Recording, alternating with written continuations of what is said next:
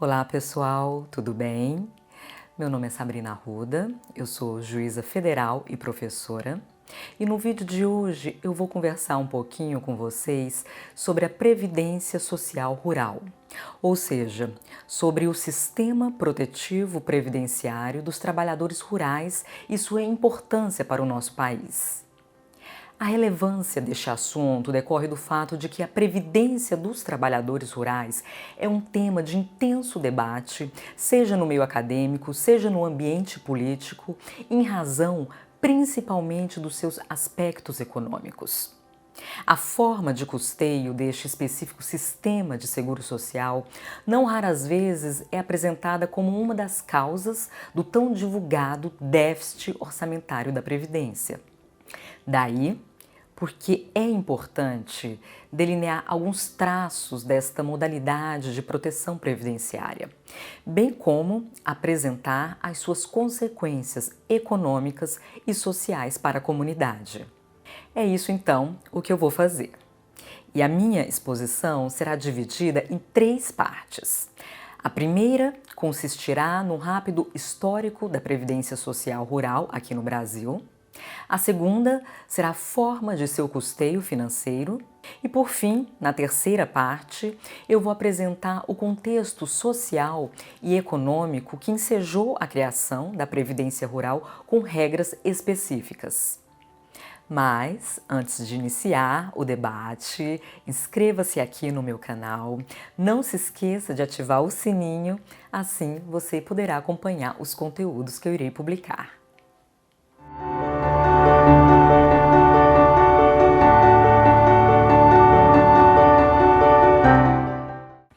Pois então, até o início da década de 60, os trabalhadores rurais brasileiros não possuíam qualquer forma de amparo estatal com viés previdenciário, ainda que eles representassem, à época, um considerável percentual da população. Metade da sociedade brasileira residia no meio rural naquela época. Esse quadro denotava, a toda evidência, a notável expressão numérica dessa massa de trabalhadores com várias implicações sociais e econômicas, motivo porque ganhou bastante relevância o discurso respeitante às possíveis formas de proteção previdenciária desse grupo de pessoas do campo. Foi então, a partir de 1963, que se iniciou aqui no Brasil um processo de regulamentação da proteção do trabalhador rural, com a progressiva edição de decretos sobre o assunto que, aos poucos, foram criando maneiras de resguardar o homem do campo. A completa abrangência da categoria dos trabalhadores rurais foi alcançada com a Lei Complementar número 11, de 25 de maio de 1971. Essa lei deu origem ao Plano de Assistência ao Trabalhador Rural, o intitulado ProRural. A despeito da intenção legislativa de conferir proteção aos trabalhadores do campo, este programa ainda era bastante deficiente, por várias razões, e eu posso citar ao menos 3 motivos. Este programa não contemplava todos os membros do núcleo familiar rural, mas apenas o denominado chefe de família, que à época, em regra, era o homem. Apenas este chefe de família detinha o direito de recebimento da aposentadoria. Os demais membros do mesmo núcleo familiar podiam gozar tão somente o benefício de pensão por morte. E ainda tinha mais desvantagem. Este plano de assistência apresentava um rol de benefícios previdenciários bem limitado, que se restringia à aposentadoria e à pensão. Outras prestações de cunho previdenciário, como um salário maternidade ou um auxílio por incapacidade temporária, não foram naquele momento regulamentadas pela lei em favor dos trabalhadores rurais. Por fim, o valor dos benefícios previdenciários eram inferiores ao salário mínimo da época. A aposentadoria rural, por exemplo, correspondia a 50% do salário mínimo e a pensão a 30%. Diante desta realidade jurídica, ainda restava a solução de vários anseios sociais no meio campesino, razão pela qual se impunha uma legislação mais assertiva, mais promotora da tão almejada igualdade entre trabalhadores urbanos e rurais. Foi então, em 1988, com a promulgação da Constituição Federal, que todo este clamor público logrou êxito em ser atendido. Nesta oportunidade, foram balanceadas e conformadas as históricas distorções jurídicas que divisavam os direitos entre, de um lado, os trabalhadores rurais e, do outro, os urbanos. Esse novo arcabouço jurídico foi caracterizado por grandes inovações sociais obtidas após intensos debates e negociações na Assembleia Constituinte. E especificamente no que se refere ao trabalhador rural, 3 alterações merecem especial destaque. A primeira foi a inserção do segurado especial como segurado obrigatório da Previdência. Só para esclarecer, o segurado especial é aquele trabalhador que vive no campo e cuja subsistência provém daquilo que ele produz no campo. Esse trabalhador, então, passou a ser contemplado no rol de segurados do Regime Geral da Previdência, do INSS. A segunda modificação consistiu na extensão da prestação previdenciária a todos os membros do seio familiar rural, e não apenas ao chefe de família, como era anteriormente. Por fim, foi estabelecida a equivalência e uniformidade dos benefícios e serviços entre trabalhadores rurais e urbanos, colocando fim, portanto, àquela realidade passada de concessão de prestações previdenciárias rurais em cifras inferiores ao salário mínimo. Bom, basicamente, e em resumo, é este o esboço histórico sobre a previdência rural aqui no Brasil. Agora eu passo para a segunda parte, que é a forma de custeio do sistema previdenciário rural. Pois então, a Constituição Federal, no artigo 195, parágrafo 8º, estipulou uma contribuição social para o trabalhador rural. Essa contribuição é o resultado da aplicação de um percentual sobre a receita bruta decorrente da comercialização da produção. Para um melhor entendimento, veja aí na sua tela o que este artigo determina.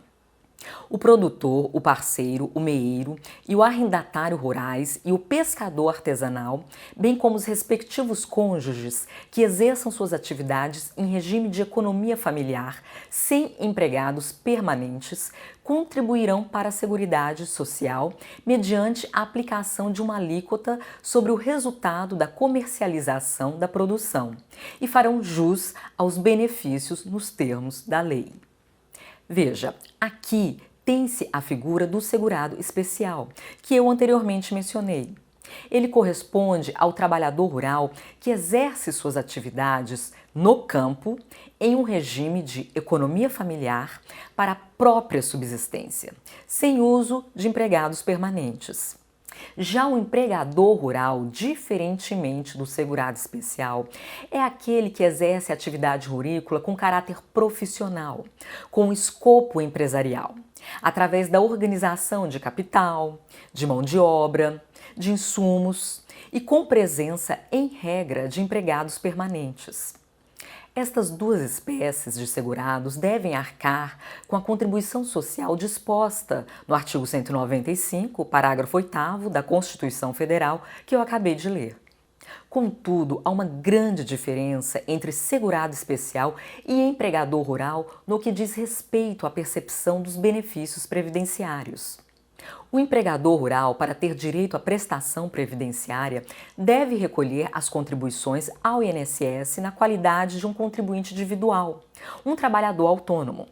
Já o segurado especial, para a mesma finalidade, ficará dispensado da exigência de comprovação do pagamento da contribuição social sobre o resultado da comercialização de sua produção.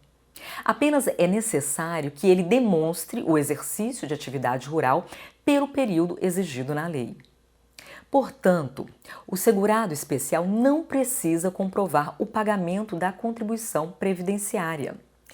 Ele apenas deve demonstrar o efetivo exercício da atividade rural para o recebimento do benefício previdenciário. Isso é o que está previsto lá no artigo 39, inciso 1 da Lei 8.213, que dispõe sobre o plano de benefícios da Previdência Social. E é essa distinção, resultante do confronto financeiro entre o plano de benefícios e de custeio, que vem gerando acirrados questionamentos sobre a prudência na manutenção do segurado especial como uma espécie de segurado obrigatório.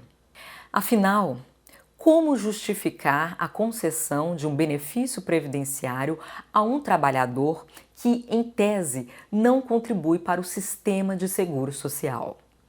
A propósito, há quem defenda que este tipo de segurado deveria migrar para o regime de assistência social. Inclusive, os debates à época da promulgação da Constituição Federal de 88 já trilhavam este caminho. Naquele momento, a proposta de maior aceitação pelos deputados e senadores previa a contribuição dos trabalhadores rurais nos mesmos parâmetros dos urbanos, sem distinção. Ou seja, não se admitiam regras específicas para os agricultores familiares. A maioria dos congressistas entendia que o acesso à previdência deveria ser condicionado à contribuição direta e que aqueles que não tivessem condições de contribuir deveriam ser atendidos pela assistência social. Intensificando ainda mais essa discussão estão os dados estatísticos da Previdência Social, que demonstram que, no meio rural, há uma crescente discrepância entre a proporção da arrecadação tributária e da concessão de benefícios. Bom, apesar desta situação, é importante trazer ao debate alguns esclarecimentos acerca da previdência rural, de modo a demonstrar sua pertinência social e econômica para o Estado brasileiro. E aqui eu já entro na terceira e última parte deste vídeo, que consiste na exposição do contexto social e econômico da previdência rural. Inicialmente, é muito importante registrar que a previdência pública e especificamente a rural insere-se em um panorama de política de inclusão social, que é viabilizada através da consagração de direitos fundamentais que estão assegurados no texto da nossa Constituição. O objetivo é ter um Estado social promotor de igualdade de oportunidades. Essa cobiçada equidade de chances deve ser concretizada no ambiente rural familiar, onde há um crônico processo de empobrecimento, uma acentuada dificuldade de geração de renda, acesso restrito aos mercados e insuficiência de políticas públicas fomentadoras do trabalho rural. Em razão disso, clama-se por uma melhoria nas condições estruturais destas populações, que por conta da exclusão e da consequente inviabilização da agricultura, ficam impossibilitadas de promoverem avanços em suas condições de vida. Nessa linha de raciocínio, a dedicação de esforços em prol da previdência rural, principalmente do segurado especial, é um instrumento imprescindível para a redistribuição de renda e, por consequência, para o desenvolvimento social. Isso reflete o princípio da solidariedade que ilumina todo o sistema da Seguridade Social. A verdade é que os sistemas de seguros sociais e de previdência podem contribuir e muito para uma distribuição do rendimento total de um país, segundo critérios de justiça e de equidade. E, por consequência, estes regimes podem ser considerados eficientes instrumentos para a redução dos desequilíbrios dos níveis de vida entre as várias categorias de pessoas da população. É inegável, portanto, o impacto positivo da previdência rural na redução da pobreza do país, especialmente em regiões mais carentes, onde, não raras vezes, o benefício previdenciário constitui a única fonte da renda familiar. Por outro lado, quanto ao custeio do regime, há uma equivocada e restrita visão de que os trabalhadores rurais, principalmente os segurados especiais, ou não colaboram financeiramente com o sistema ou o fazem de forma muito diminuta e insuficiente. Seriam, por isso, mero beneficiários das prestações previdenciárias sem a correlata contrapartida. Entretanto, e conforme eu já esclareci há pouco, esta ótica não corresponde à realidade, pois existe sim uma contribuição social a cargo dos empregadores rurais e segurados especiais. Essa contribuição, repita-se, é o resultado da aplicação de uma alíquota sobre a receita bruta decorrente da comercialização da produção. Atualmente, esta alíquota é de 1,2%. Assim, se o segurado especial, por exemplo, efetua uma venda de sua produção agrícola no valor de R$ 1.000, há a contribuição social no valor de R$ 12. O problema do sistema, na verdade, está no regime fiscalizatório brasileiro, que é muito deficitário e que não consegue promover a arrecadação do que lhe é devido. Geralmente, esse valor referente à contribuição social do segurado especial é dele descontado no ato da venda de sua produção, mas não é recolhido aos cofres públicos pela empresa adquirente da produção. Essa empresa adquirente é, em regra, a responsável tributária por este recolhimento. Portanto, não há como progredir o argumento de que inexiste contribuição social devida pelo segurado especial, ou de que existe, mas em um valor ínfimo. A problemática é essencialmente fiscalizatória e tem que ser solucionada pelo poder público. A sua ineficácia, portanto, não autoriza a transferência dos efeitos negativos ao trabalhador rural. Ele deve ser preservado e o seu direito ao benefício previdenciário deve ser garantido.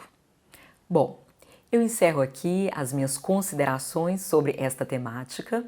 Espero que vocês tenham gostado da exposição e que deixem o seu joinha. Muito obrigada a todos e até a próxima. Um grande abraço e um beijo!